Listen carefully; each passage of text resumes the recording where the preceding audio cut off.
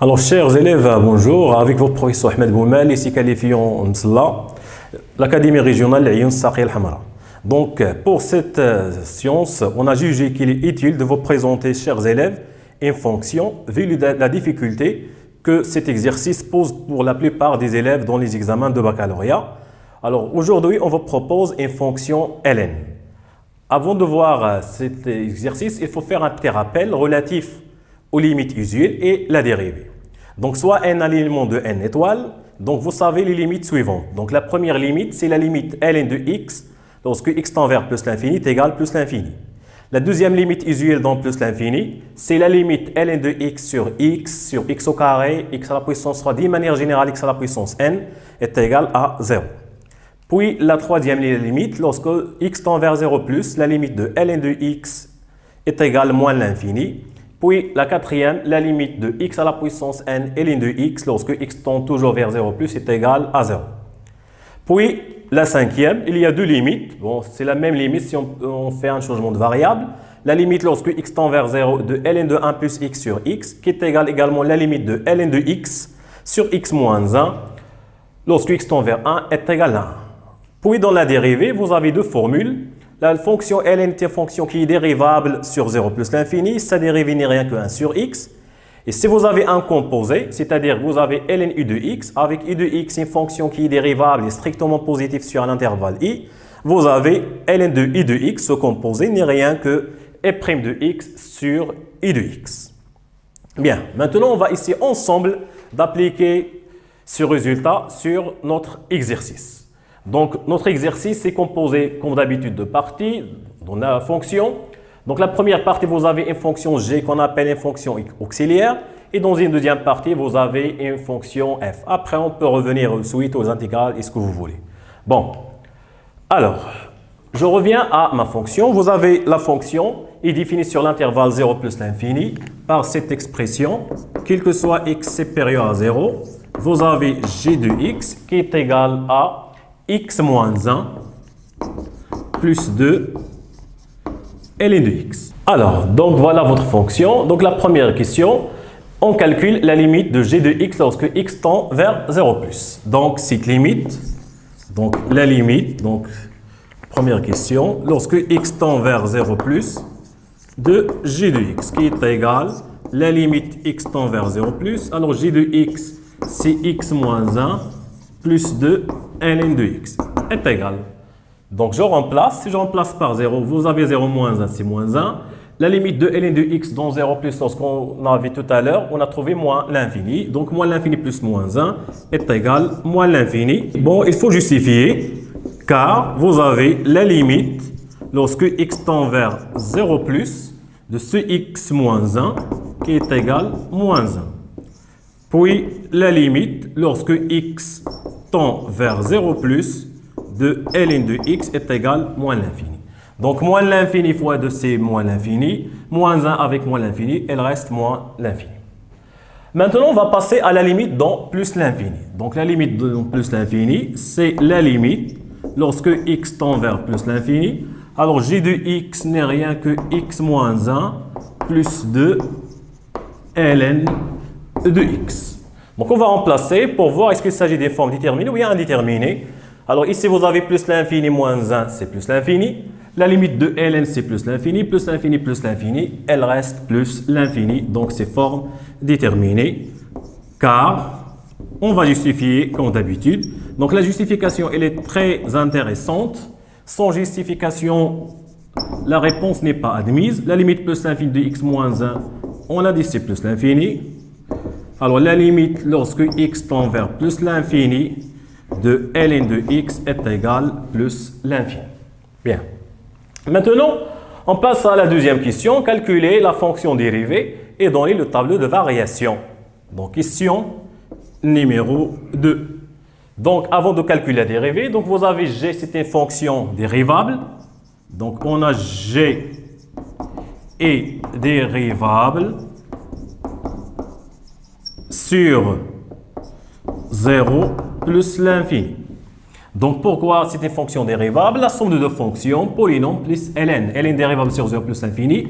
X moins 1, c'est un polynôme qui est dérivable sur R. Donc, somme de deux fonctions dérivables.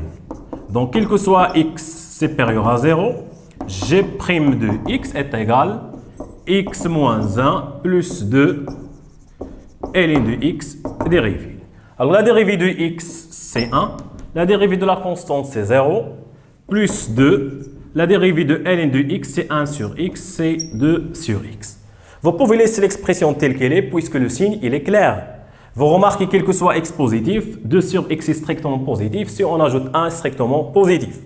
Donc, on peut donner le tableau de variation facilement. Donc, on a, quel que soit x supérieur à 0, 1 plus 2 sur x est strictement positif, d'où, quel que soit x supérieur à 0, vous avez f' de x est strictement, ou bien g' de x est strictement positif. Voilà. Donc, on peut donner le tableau de variation facilement. Donc, la fonction est définie sur votre intervalle 0 plus l'infini. Donc, voilà votre tableau de variation. Donc, x, vous avez g' de x et vous avez le sens de variation de g. Donc, l'intervalle sur lequel on travaille, c'est 0 plus l'infini, 0 ouvert. Donc, vous avez g' strictement positif. Donc, la fonction est strictement croissante. Alors, les limites, la limite 0 plus, vous vous rappelez, on a trouvé moins l'infini. Donc, la limite plus l'infini, on a trouvé plus l'infini. Maintenant, on va revenir à la question qui nous intéresse, c'est de déduire le signe de g de x sur 0 plus l'infini. Et pour cette raison, on vous a donné de calculer l'image de 1. Bien. Pour déduire le signe, je peux revenir au tableau de variation. Vous remarquez que g de x, elle va de moins l'infini vers plus l'infini. Ça veut dire que le signe de g, il est négatif sur un intervalle et positif sur un intervalle. Lorsqu'elle va de moins l'infini vers plus l'infini, elle va couper l'axe des abscisses. On a un seul point. Donc, ce point, il va nous permettre de déduire le signe de g de x. Pour cela, on vous propose de calculer g de 1. Donc, on a, donc g de 1 est égal. Donc, c'est la question 3. Donc, g de 1 est égal, c'est vous remplacez, vous aurez 1 moins 1 plus 2 ln de 1, 1 moins 1 c'est 0, ln de 1 c'est 0. Donc, je peux déduire facilement le signe de g. Donc, vous remarquez ici, dans le tableau, vous pouvez poser 1 et l'image de 1, c'est 0. Donc, on peut déduire que sur l'intervalle 0, 1, vous avez g, il est au-dessous des abscisses, c'est-à-dire négatif, et sur l'intervalle 1 plus l'infini, il est positif. Donc, voilà le signe de g qu'on peut déduire facilement. Bon, pour cela, pour déduire le signe de g, on peut faire la disjonction de cas. Donc, le premier cas, sur l'intervalle 0, 1. Donc, sur l'intervalle 0, 1, qu'est-ce qu'on a? Donc, on a x y compris entre 0 et 1. Et vous avez g une fonction croissante. Et puisque g est une fonction qui est strictement croissante, alors, si j'introduis g, on peut avoir ici g de x est inférieur à g de 1. Or, g de 1, c'est 0. Donc, conclusion, quel que soit x appartient à l'intervalle 0, 1, vous avez g de x est inférieur à 0. Et on va procéder à la même chose sur l'intervalle 1 plus l'infini. Vous avez x supérieur à 1, donc g de x supérieur à g de 1, et g de 1 c'est 0. Donc, vous aurez une deuxième conclusion. Quel que soit x supérieur à 1, vous aurez g de x et il est positif. Bien, donc voilà la question la plus intéressante dans ce paragraphe, c'est le signe de g. Comment peut-on déduire le signe à travers le tableau de variation? Puis, une autre question, déduire que pour tout x appartenant à 1 plus l'infini, vous avez cette expression, et pour tout x entre 0 et 1, vous avez g de 1 sur x est strictement positif. Bien, donc la quatrième question.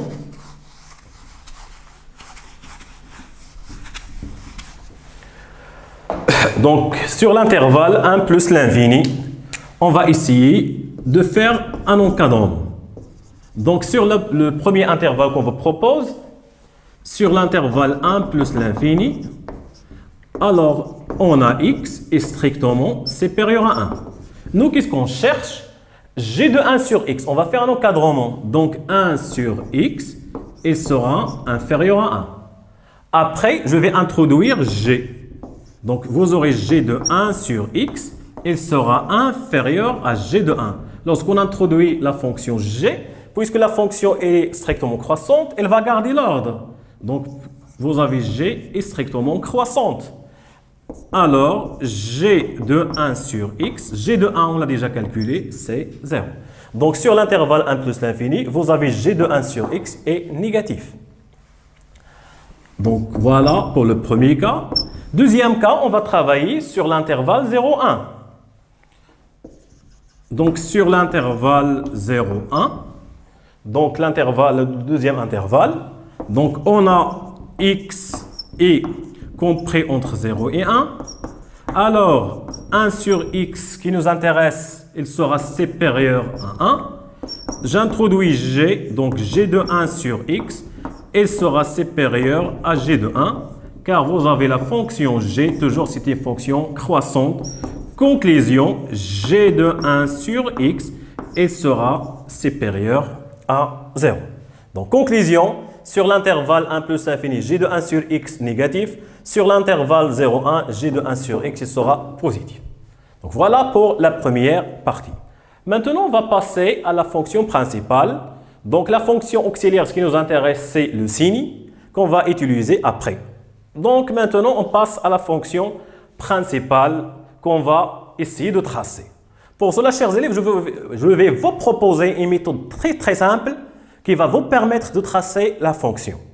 Vous remarquez ici, j'ai tracé pour vous le repère. Vous pouvez le tracer dans votre brouillon le jour de l'examen. Et chaque donnée utile que vous allez trouver, vous pouvez la tracer dans votre figure. Comme ça, on va arriver à la dernière question et la figure elle sera très bien claire. On ne va pas laisser toutes les données à la fin et on cherche à tracer la fonction. Alors, suivez avec moi si vous permettez. Bien, donc on va revenir à notre fonction. F définie par f de x est égal à x moins x carré ln de x, c'est x strictement positif. Et vous avez f de 0 est égal à 0. Première question, on va revenir à la première leçon qu'on avait dans le programme cette année, c'est la continuité en un point. Montrez que f est continu en 0 plus. Alors, la continuité en un point. Vous vous rappelez, on dit qu'une fonction f est continue en un point A si la limite de f de x lorsque x tend vers A est égale à f de A. Donc ici, on vous demande de prouver que f est continu en 0 plus. Donc ici, vous avez partie 2, vous avez question 1A. Bien, donc question 1A, montrons que f est continu en 0 plus. Donc pour cela, on a dit on va calculer la limite. Donc on va calculer la limite lorsque x tend vers 0 plus de f de x. Il faut avoir f de 0 pour dire qu'il est continu. Donc c'est la limite x tend vers 0 plus. Alors f de x, vous avez ici x moins x au carré et ln de x. Je remplace 0. Alors x au carré et ln de x, c'est ce qu'on vient de voir tout à l'heure. C'est la limite x à la puissance n et ln de x lorsque x tend vers 0 plus est égal à 0. Donc vous avez 0 moins 0, c'est double 0 qui n'est rien que f de 0. Donc car, bon, toujours la justification, j'insiste sur cette justification, la limite 0 plus de x c'est 0. La limite x tend vers 0 plus de x au carré et ln de x, c'est une limite usuelle, c'est 0. Donc la limite 0 plus f de x est égal à f de 0. Conclusion, f est continu en 0 plus. De f est continu en 0 plus. Bien. Donc, l'image de 0, c'est 0 et f continue en 0. Donc, si on va revenir à notre courbe, donc le premier élément, la fonction, elle va commencer par ce point. L'image de 0, c'est 0 et vous avez f continue. Donc, la fonction, lorsqu'on va la tracer, on va commencer par ce point. Bien. Je reviens à la deuxième question. B. Étudie la dérivabilité de f en 0 plus, puis conclure. Donc, question B. Donc, la dérivabilité de f en 0 plus. Puis on va conclure. Donc la dérivabilité, vous vous rappelez, on calcule la limite x tend vers 0 plus. Donc c'est f de x moins f de 0 sur x moins 0. f de x moins f de a sur x moins a lorsque x tend vers a. Donc c'est la limite 0 plus. Alors f de x, vous avez x moins x au carré ln de x. f de 0, vous l'avez dans les données, c'est 0, moins 0, sur x moins 0 qui est égal à x. Toujours, je vais simplifier par x moins ce nombre, c'est-à-dire on va simplifier par x moins 0 si il n'y a rien que x. Donc il y a une factorisation simple ici. Si je factorise par x, j'obtiens x moins x. Alors ln de x. Donc si je factorise par x, ici j'obtiens 1, pardon, sur x. Je simplifie par x, donc à la fin, on obtient x tend vers 0 plus, donc de 1 moins x, ln de x. Formule usuelle, x ln de x, toujours 0, le résultat c'est 1. Donc cette limite c'est 0, on a déjà justifié à maintes reprises. Bien, maintenant on vous demande la conclusion. Lorsqu'une fonction est dérivable, qu'est-ce qu'elle admet? On dit que CF admet une demi-tangente. Donc, puisque f est dérivable en 0 plus, alors vous avez la courbe de la fonction admet une demi, puisque vous avez 0 plus. Si vous avez 0, ça va être tangente. Donc, une demi-tangente à droite au point. Donc, le point, c'est le point 0, f de 0, 0, 0, d'équation. Donc, vous rappelez l'équation de la demi-tangente, y est égal à f' de 0 à droite, facteur de x moins 0, plus f de 0. f' de 0, on a trouvé, c'est 1. f de 0, c'est 0. Donc, on va obtenir y est égal à x. Bien, une demi-tangente, je vais la représenter. Je ne vais pas attendre jusqu'à la fin de l'exercice. Sur place, le brouillon.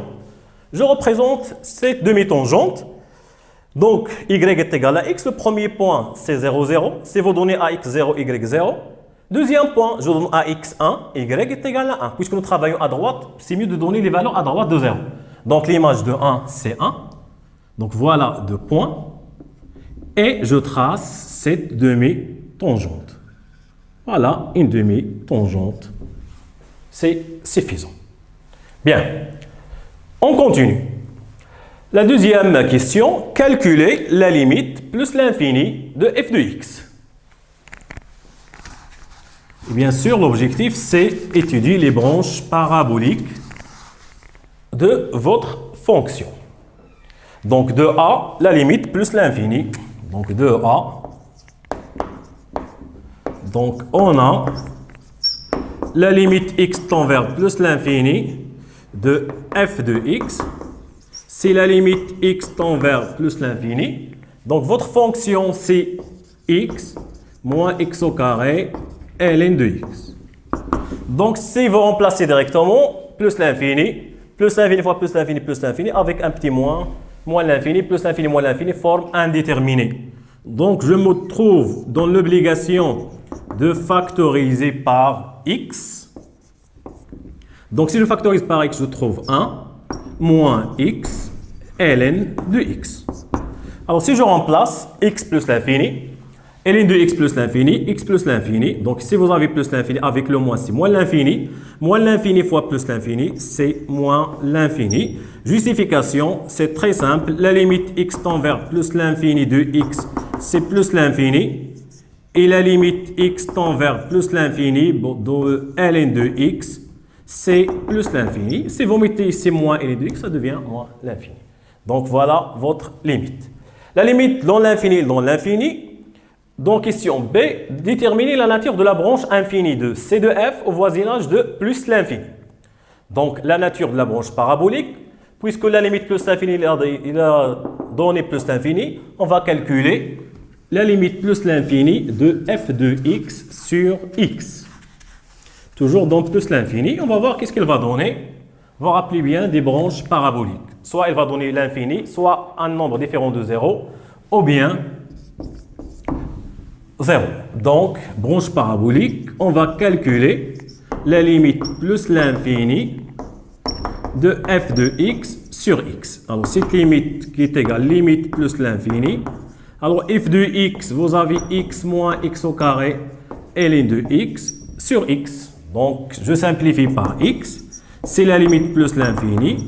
Alors, si on simplifie par x, on trouve 1 moins x et ln de x. Donc, plus l'infini avec le moins, c'est moins l'infini, plus 1, c'est moins l'infini.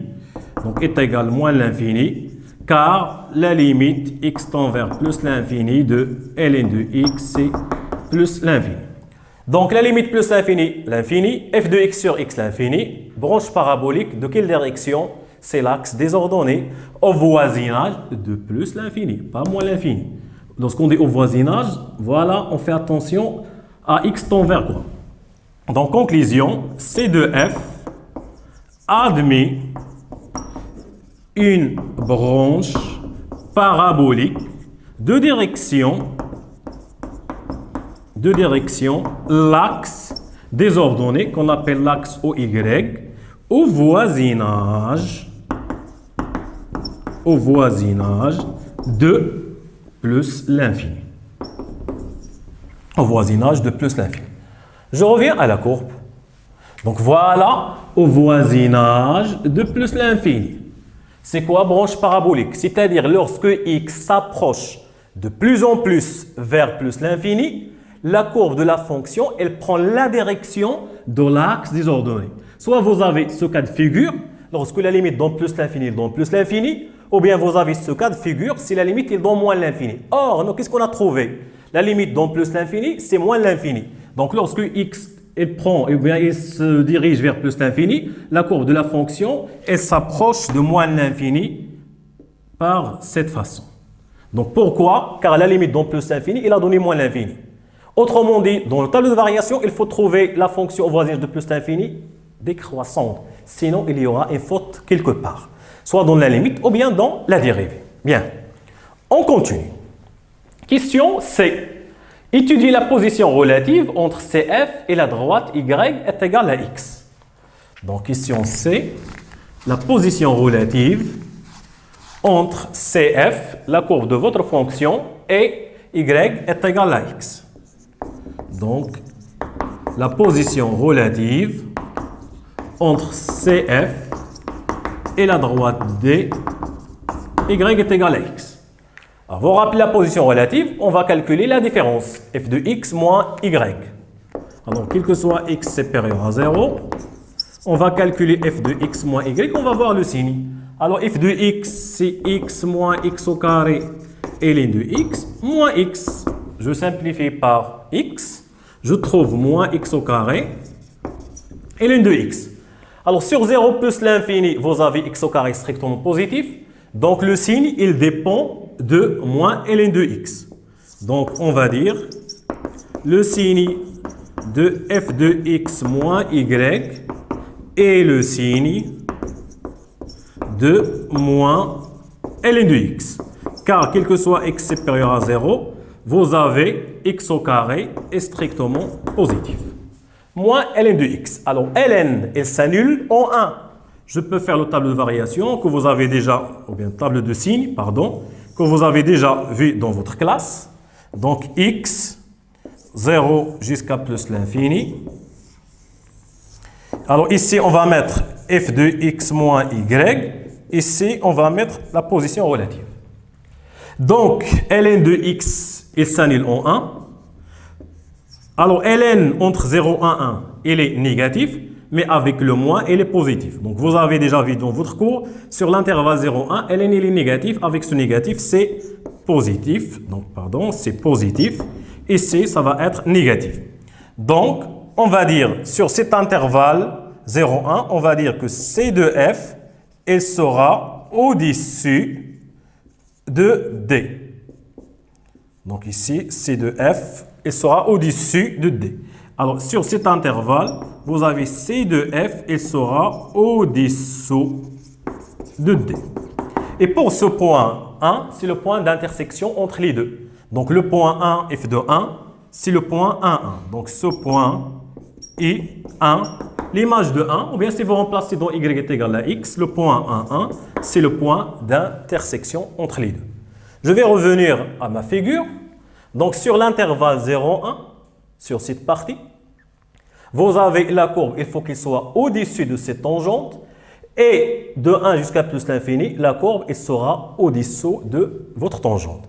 Et ce qui est logique avec cette fonction qu'on doit trouver qu'elle est décroissante. Bien. Maintenant, ces questions, on va s'assurer de nos réponses par la fonction dérivée. Donc 3a, montrer que pour 2x supérieur à 0, f' de x est égal à x fois g de 1 sur x. Et après, on va donner le tableau de variation.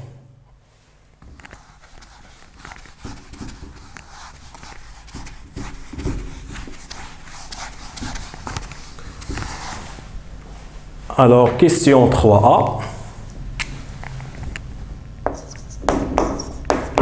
Donc, montrons que, quel que soit x positif, alors f' de x, donc f' de x est égal à x, g de 1 sur x. Bien. Alors, votre fonction, on a f, on va revenir à f, quel que soit x positif, vous avez f de x, si x, moins x au carré, ln de x. Donc, vous avez f et fonction dérivable sur 0 plus l'infini, x polynôme, produit de deux fonctions dérivables. Donc, on a f et dérivable sur 0 plus l'infini. Donc, quel que soit x supérieur à 0, alors f' de x est égal à x moins x au carré, ln de x dérivé est égal. La dérivée de x, c'est 1, moins. Et si vous avez un produit de fonctions, u fois v, c'est u'v plus uv'. Donc ça, x carré dérivé, c'est-à-dire 2x, fois ln de x sans dérivée, plus x au carré, fois la dérivée de ln, qui n'est rien que 1 sur x. J'obtiens 1 moins 2x ln de x. Alors, x au carré sur x, c'est plus x. C'est 1 moins 2x ln de x moins x. Bien. Une fois la dérivée, on a terminé. Je reviens à ma copie. Qu'est-ce qu'on cherche? On cherche x fois une expression. C'est-à-dire, je vais factoriser par x. Donc, sans poser 1000 questions, ou bien chercher midi à 14h, vous factorisez par x. Si vous factorisez par x, vous allez trouver 1 sur x moins 2 ln de x moins 1. Alors, cette expression, il faut qu'il soit g de 1 sur x. Donc, je vais revenir à g de 1 sur x. Donc, g de 1 sur x sera égal à combien? C'est 1 sur x moins 1 plus 2 ln de 1 sur x. Donc, moins 2 ln de x, les formules de ln n'est rien que x, 1 sur x, moins 2 ln.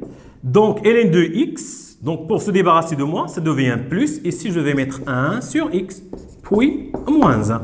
Vous remarquez cette expression n'est rien que g de 1 sur x. Donc, est égal x, g de 1 sur x.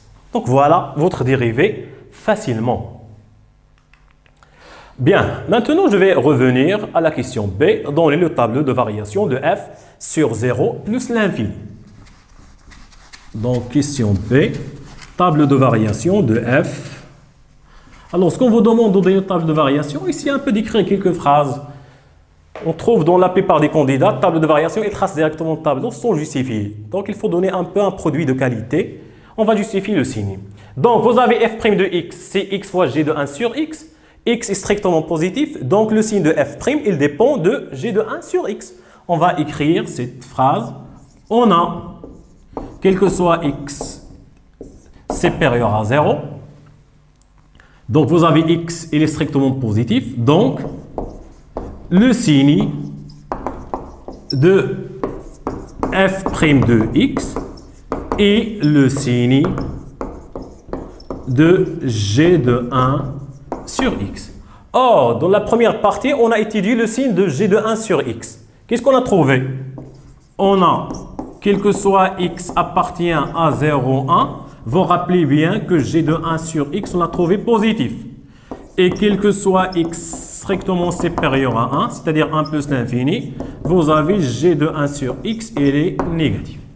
Donc sur cet intervalle, vous avez la fonction croissante, ici vous aurez décroissante. Et maintenant, je peux donner le table de variation facilement sans aucun souci. Donc x, f' de x, f de x, 0 plus l'infini. Bien sûr, 0, vous avez votre fonction est dérivable. Donc s'il n'est pas dérivable, je vais mettre de tiret, donc il est dérivable. Donc sur 0,1, on a trouvé g de 1 sur x positif, ici négatif. Donc vous avez la fonction est croissante, ici décroissante. L'image de 0, vous l'avez dans l'exercice, f de 0, c'est 0. Puis la limite plus l'infini, on l'a trouvé moins l'infini. Puis l'image de 1 n'est rien que 1. Donc voilà votre tableau de variation. Voilà votre plan de la fonction. Voilà la miroir de votre fonction. Donc je vais revenir à ma courbe. La fonction elle va commencer par le point 0, 0. C'est ce qu'on a dit tout à l'heure. Bon, logique. Puis elle sera croissante jusqu'à quel point? 1, 1. Dans ce point 1, 1, vous avez toujours une tangente horizontale. Lorsque la dérivée s'annule, il y a une tangente horizontale forcément. Sinon, vous aurez moins 0,5 dans votre examen. Donc, dans ce point, vous aurez une tangente horizontale. Donc, vous aurez une fonction qui est croissante jusqu'à ce point, puis elle va décroître jusqu'à moins l'infini. Mais lorsqu'elle va décroître, vous remarquez, elle va couper l'axe des abscisses. Il faut chercher un point d'intersection avec l'axe des abscisses. Mais maintenant, la figure, elle est claire. Croissante jusqu'à ce point, puis elle sera décroissante. Il faut maintenant juste le point d'intersection avec l'axe des abscisses. On va voir, est-ce qu'il y aura une question à ce niveau? La voilà. Il ne va pas tarder. C'est la question C. Montrez que la courbe de f, c'est-à-dire C de f, il coupe l'axe des abscisses en un seul point, alpha, tel que alpha est compris entre 1 et e. Donc ici, c'est le théorème des valeurs intermédiaires. Donc, vous rappelez bien du théorème des valeurs intermédiaires. Donc, cette question peut se poser sous plusieurs formes. La première forme, c'est montrer la courbe coupe l'axe des abscisses en un point. Alpha tel que alpha compris. Ou bien, vous pouvez avoir cette question sous cette forme. Montrer que l'équation f de x est égale à 0 admet une seule solution, alpha, tel que alpha est compris. Ou bien, vous pouvez avoir cette question sous cette forme. C'est-à-dire montrer qu'il existe un seul alpha appartenant à l'intervalle 1, E, tel que soit f de x est égal à 0 ou bien f de alpha est égal à 0. Donc, vous avez trois façons d'avoir cette question. C'est TV. Donc, théorème des valeurs intermédiaires, trois conditions. La première condition, c'est la continuité. Donc, on a f est continu. Alors, sur l'intervalle proposé, c'est 1. Pour la justification de la continuité, c'est très simple. Somme de deux fonctions continues. Ou bien tout à l'heure, on a dit tout simplement que f dérivable. Puisque f dérivable, alors toute fonction dérivable est une fonction continue. Deuxième condition, c'est la monotonie. Donc sur l'intervalle 1e, tout à l'heure dans notre table de variation, vous avez f est strictement croissante. Donc f est strictement croissante sur l'intervalle 1e. Pour la troisième condition, le calcul des images. Je vais calculer f de 1 et f de e. Il faut avoir une expression positive et une expression négative. F de 1, on a déjà calculé C1. F de e, c'est e, moins e au carré, et ln de e, qui n'est rien que e, moins e au carré, et ln de e, c'est 1. Donc, vous remarquez qu'il est négatif. Alors, vous avez f de 1 fois f de e est strictement négatif. Donc, une fois les trois conditions sont satisfaites, on écrit, donc d'après le théorème des valeurs intermédiaires, soit on va écrire cette phrase, ou bien on va dire l'équation f de x est égal à 0 admet une seule solution alpha telle que, ou bien on va dire la courbe de la fonction coupe l'axe des abscisses. Vous avez trois façons de dire. La plus simple, c'est cette écriture avec les quantificateurs logiques. C'est-à-dire, il existe un seul alpha appartenant à l'intervalle 1e, tel que f de alpha ou bien f de x, ça revient au même, est égal à 0. Donc, le point d'intersection entre CF et l'axe des abscisses, c'est le point alpha qui est compris entre 1 et E. Voilà, donc vous allez trouver la question suivante, tracé D, donc c'est y est égal à x, puis CF et on prend alpha. Donc voilà votre alpha, c'est 7 sur 4. On vous a donné alpha, c'est 7 sur 4. Donc 7 sur 4, c'est 1,75. Voilà votre alpha. Bien sûr, on va tracer votre droite D. Donc on vous a demandé de tracer la droite D. Donc voilà la droite D.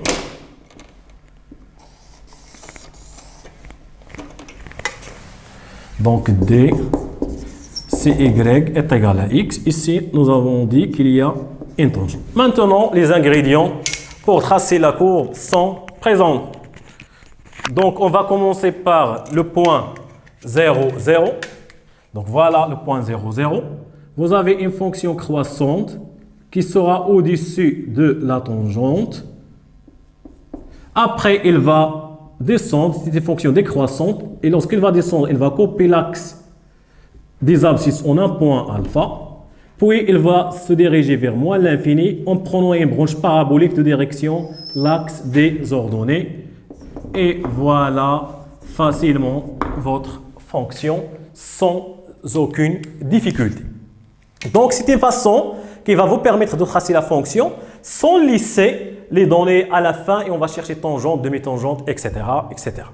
Donc voilà la courbe de votre fonction dans un repère. Maintenant, on va passer à la partie suivante, c'est le calcul intégral. Donc c'est le calcul intégral. Donc première question, en utilisant une intégration par partie, calculez cette intégrale. Donc question 5A. Donc, on a déjà vu l'intégration par partie. Donc, 5A. Donc, 5A. Donc, calculons. Alors, cette intégrale, je vais l'appeler I. Donc, cette intégrale, c'est l'intégrale de 1 à alpha. Donc, vous avez x au carré ln de x. Bien. Alors, par partie, alors on pose. Donc, on pose I de x est égal, V' de x est égal. Donc, on va poser une fonction comme primitive et une autre comme dérivée. Alors, I de x, on va le poser ln. Donc, puis V' de x, c'est x carré. Après, I, je vais calculer E' de x. Donc, E' de x. La dérivée de ln, c'est 1 sur x. V' de x, je cherche une primitive. La primitive de x carré, c'est 1, 3, x3. Bien. Voilà, donc notre intégrale, elle va devenir... Donc ici, primitive fois primitive. Voilà les primitives. Donc c'est 1 sur 3, x3 fois ln de x de 1 à alpha, moins l'intégrale de 1 à alpha. Donc ici, on va mettre les nouvelles fonctions qu'on a calculées, qui sont en bleu. C'est 1 sur 3 x3 fois 1 sur x d de x. Donc, qui est égal 1 sur 3 x3 ln de x, 1 alpha, moins. Donc, on peut faire sortir 1 sur 3 à l'extérieur. Donc, à la fin, qu'est-ce qu'il va rester? x3 sur x, c'est x carré. Or, la primitive de x carré n'est rien que 1 sur 3 x3, facilement 1 jusqu'à alpha. Donc, il est égal 1 sur 3 x3 ln de x. 1 sur 3, 1 sur 3, c'est 1 sur 9 x3 de 1 à alpha. Maintenant, je vais remplacer par alpha et par 1. Donc, l'expression sera en fonction de alpha. Donc, si je remplace par alpha, on obtient, ici, ça va être alpha 3 à la puissance 3 sur 3. Donc, ça va être alpha à la puissance 3 sur 3. ln de alpha, moins 1 sur 9 alpha à la puissance 3. Moins Alors, cette fois-ci, si je remplace par 1, vous avez ln de 1, c'est 0. On va se débarrasser de toute l'expression. 1 à la puissance 3, c'est 1. Vous aurez moins 1 sur 9. Moins 1 sur 9. Donc, le résultat final, c'est alpha 3 ln de alpha sur 3 moins 1 sur 9 alpha 3 plus 1 sur 9. Donc, vous pouvez laisser votre expression telle qu'elle est puisque les simplifications ne sont pas demandées. Bien. La dernière question dans la fonction, déduire la surface délimitée par CF, l'axe des abscisses et les droites x est égal à 1, x est égal à alpha. Donc, on peut la représenter sur votre figure. C'est la surface délimitée par x est égal à 1, x est égal à alpha et l'axe des abscisses. Donc, voilà. Ici, x est égal à 1. Voilà x est égal à alpha. Voilà votre courbe, voilà les abscisses. Donc, on cherche cette surface assurée. Bien. Question B. Donc, la surface, donc cette R, c'est l'intégrale de 1 à alpha. La valeur absolue de f de x, puisqu'il s'agit avec l'axe des abscisses, donc c'est juste f de x, d de x multiplié par l'unité de mesure. Bien. Sur l'intervalle 1 alpha, vous remarquez que la courbe de la fonction, elle est au-dessus des abscisses, c'est-à-dire votre fonction, elle est positive. Donc vous aurez, quel que soit x appartient à l'intervalle 1 alpha, vous avez f de x et elle est positive. Donc je peux éliminer la valeur absolue sans difficulté. Donc, vous aurez A, c'est 1 alpha. Alors, f de x n'est rien que x moins x au carré ln de x, t de x multiplié par i de 1. Après, je vais revenir à cette expression. Est-ce qu'il n'y a pas quelque chose qu'on a calculé? Voilà, remarquez, c'est x carré ln de x. Linéarité de l'intégrale, donc ça va être l'intégrale de 1 alpha de x d de x moins l'intégrale de 1 alpha x carré ln de x d de x multiplié par i de 1. Alors cette expression, on l'a déjà calculée tout à l'heure. On va juste remplacer par ce qu'on a trouvé dans ici. Pour x, sa primitive, c'est très simple. C'est 1 demi x carré. Donc ici, ça va être 1 demi x carré de 1 alpha moins. Alors cette intégrale, on l'a déjà calculé tout à l'heure. Si u, le tout multiplié par i de 1.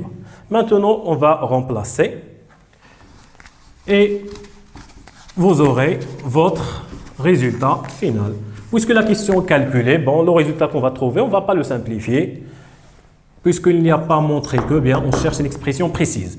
Donc ici, si vous remplacez par alpha, vous allez trouver alpha au carré sur 2.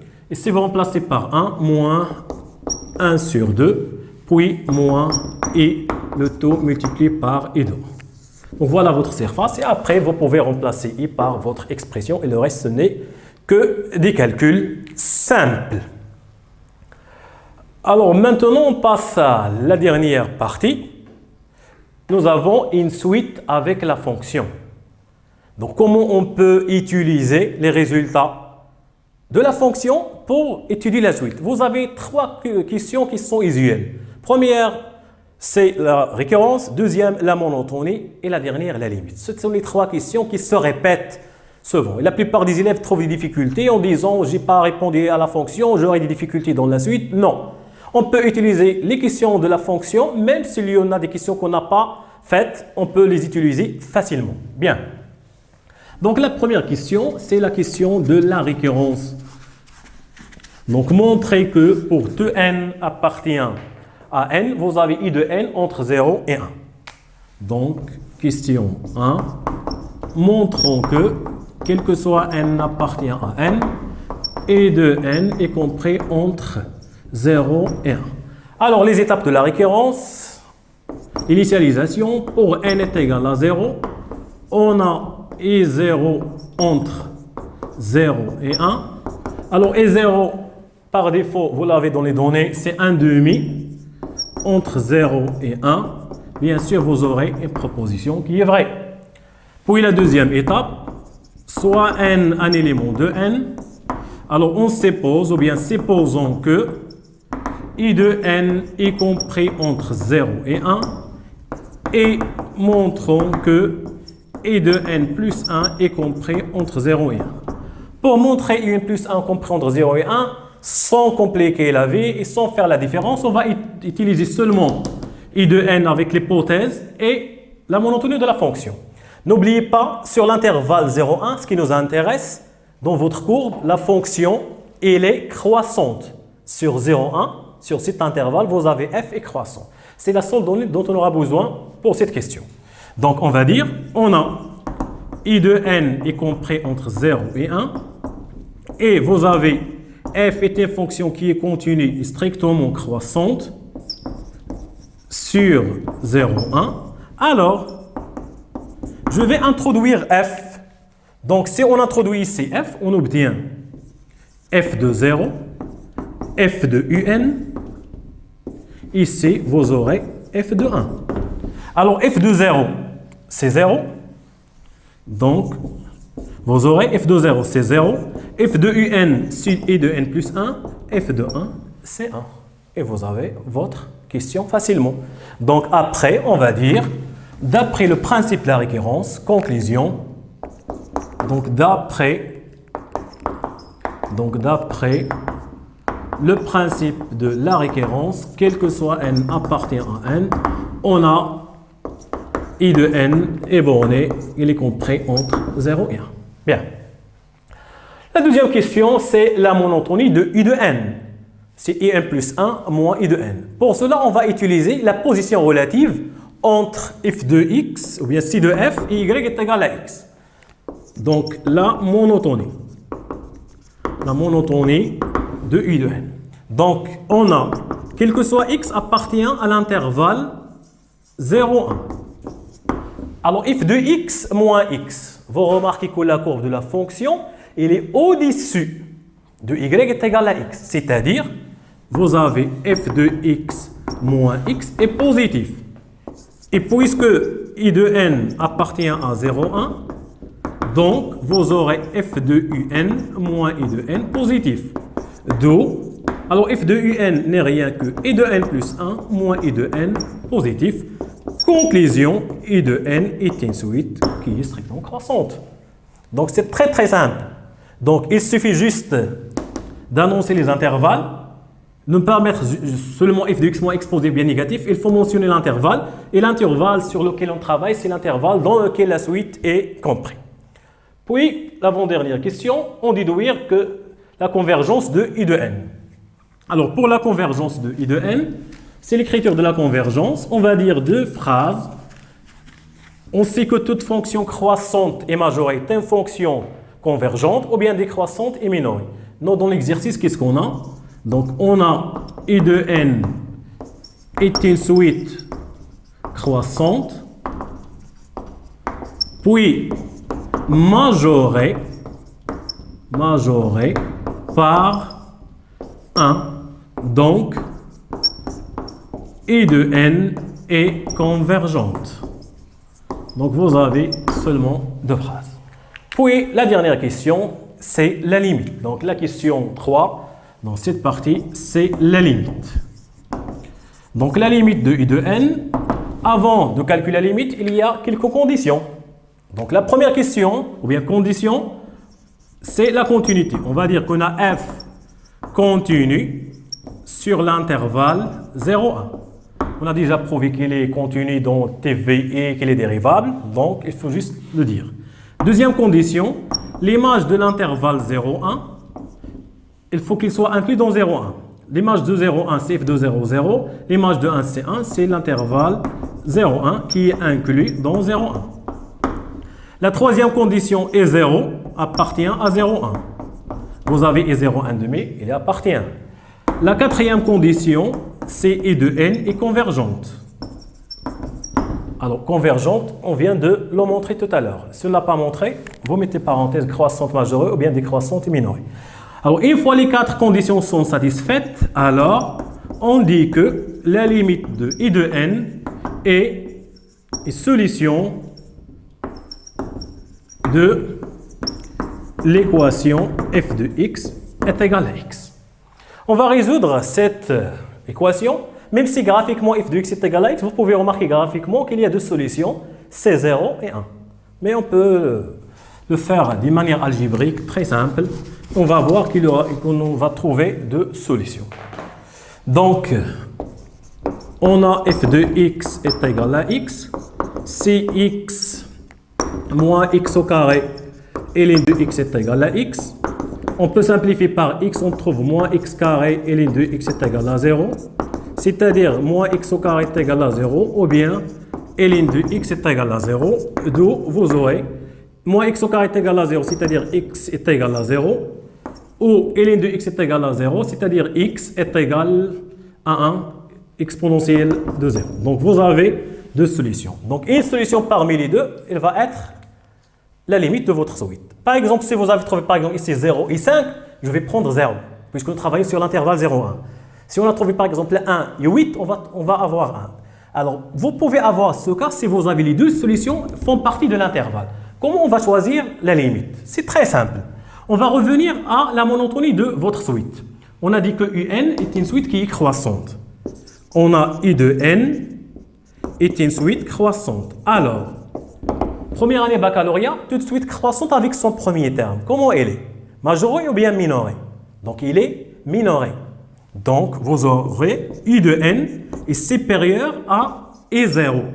C'est-à-dire, I de N est supérieur à I0 qui est 1,5. Donc, la limite également de I de N, elle va être supérieure à 1,5. Or, vous avez 1 qui est supérieur à 1,5. Donc, conclusion, vous avez la limite I de N est égale à 1. Donc, puisqu'on a IN est une suite croissante, alors vous aurez I de N est une suite qui est minorée par son premier terme. Donc, I de N, elle va être supérieure ou égale à I0. Donc, I de N supérieur à 1,5, qui est 0. C'est-à-dire la limite de I de N supérieure à 1,5. Donc, conclusion, votre limite est égale à 1. Il y a également des personnes qui disent plutôt que puisque IN est croissante, on va prendre la plus grande valeur. Puisque IN est décroissante, alors I de N, il va tendre vers la petite valeur. C'est une explication par intuition, mais la réponse la plus logique, la voilà. I de N croissante, vous avez I de N supérieur à I0. Si vous avez I de N décroissante, vous aurez inférieur à I0. Donc voilà, chers élèves, j'espère que c'est très bien clair. On a essayé de toucher dans cet exercice une fonction auxiliaire, une fonction principale, l'intégrale et la surface et la suite avec la fonction. Donc, c'est toutes les questions que vous pouvez avoir dans votre examen national. On les a traitées dans votre exercice. Merci pour votre attention. Je vous donne rendez-vous pour une séance prochaine. À bientôt.